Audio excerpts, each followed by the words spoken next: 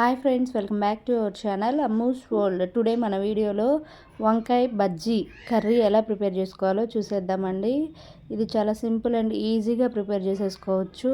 వేడివేడి రైస్లోకి ఏదన్నా అప్పడాలు వడియాలు ఉంటే చాలు, ఈ కర్రీతో చాలా అన్నం తినేస్తారు. అంటే అంత టేస్ట్గా ఉంటుంది ఈ కర్రీ, చాలా బాగుంటుంది. మా నెల్లూరు సైడు వంకాయ బజ్జీ అంటారు ఈ కర్రీని. వంకాయ పుల్లగూర అని కూడా అంటారు.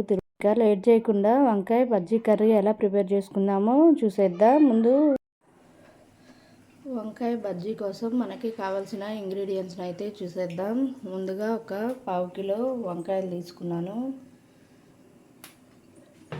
4 టమాటోలు, ఒక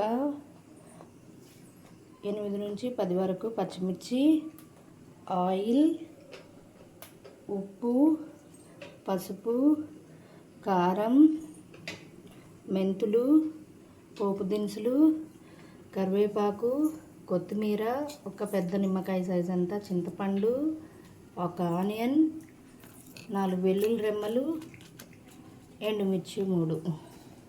ఇవి మనకి కావాల్సిన ఇంగ్రీడియంట్స్ వంకాయ బజ్జీకి. ఫస్ట్ కుక్కర్ తీసేసుకొని ఆ కుక్కర్లోకి పచ్చిమిర్చిని ఇట్లా కట్ చేసి యాడ్ చేసేసుకోవాలి.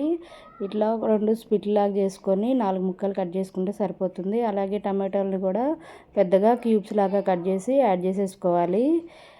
వంకాయలను కూడా ఇలాగే, ఈ తెల్ల వంకాయలు అయితేనే బాగుంటుందండి ఈ కర్రీకి. టేస్ట్ కూడా చాలా బాగుంటుంది తెల్ల వంకాయలతో.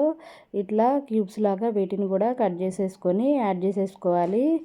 తర్వాత ఆనియన్ ఉంది కదా, ఆనియన్ సగం అయితే యాడ్ చేసుకుంటున్నాను, సగం పోపుకి అయితే పక్కన పెట్టేసుకున్నాను. తర్వాత చింతపండు తీసుకున్నాం కదా, చింతపండును కూడా యాడ్ చేసేసుకోవాలి. అలాగే పసుపు, 1 గ్లాస్ వరకు వాటర్ని యాడ్ చేసేసుకొని కుక్కర్ మూత పెట్టేసుకొని లిడ్ పెట్టేసుకొని 3 విజిల్స్ రానిచ్చుకోవాలి.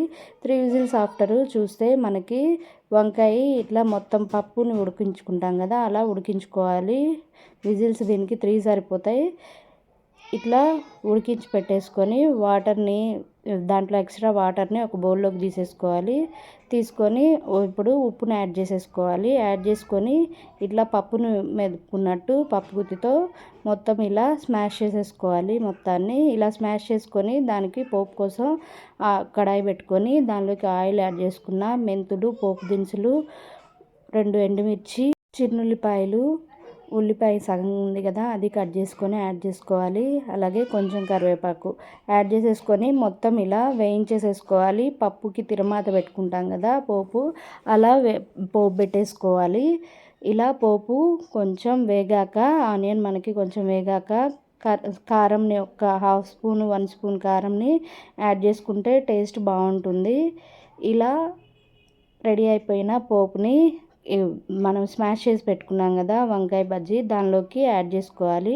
ఎక్స్ట్రా దీనిలో నుంచి వాటర్ ఇందాక మనం బౌల్లోకి తీసి పెట్టుకున్నాం కదా, ఆ వాటర్ని కూడా యాడ్ చేసేసుకొని ఈ కన్సిస్టెన్సీ వచ్చే వరకు మనం వాటర్ని యాడ్ చేసుకుంటే సరిపోతుంది. ఇలా పప్పుకి కానీ మనం పోపేసాక కొంచెంసేపు ఉడికిస్తాం కదా, అలా ఉడికించేసేసుకొని ఫైనల్గా కొత్తిమీర యాడ్ చేసుకుంటే మనకి వంకాయ బజ్జీ కర్రీ అనేది రెడీ అయిపోయిందండి. నేను ఇలా సర్వింగ్ బౌల్లోకి సర్వ్ చేసేసుకున్నాను.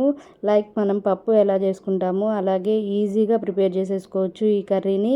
ఈ వీడియో మీకు నచ్చింది అనుకుంటున్నాను. నచ్చితే ఇంకెందుకండి లేటు, మీరు ట్రై చేసి మీకు ఎలా వచ్చిందో నాకు కమెంట్ బాక్స్లో కమెంట్ చేసి షేర్ చేసేసుకోండి. ఇలాంటి సింపుల్ అండ్ ఈజీ రెసిపీస్ కోసం please do like, share and subscribe to my channel Ammu's world. Thank you for watching. Bye bye.